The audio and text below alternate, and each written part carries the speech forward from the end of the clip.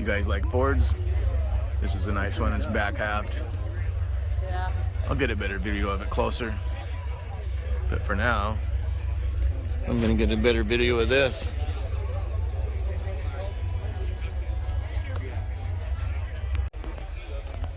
.428, Cobra 428. Nice Holley carburetor on there. MSD ignition over there. Can't tell what he's got for exhaust. I can't tell if it's headers or what. All right.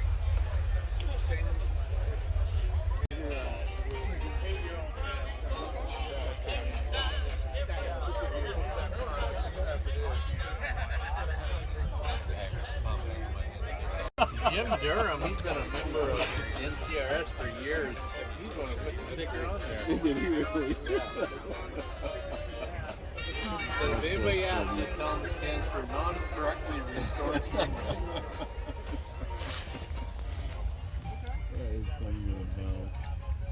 He showed me on the NCRS website.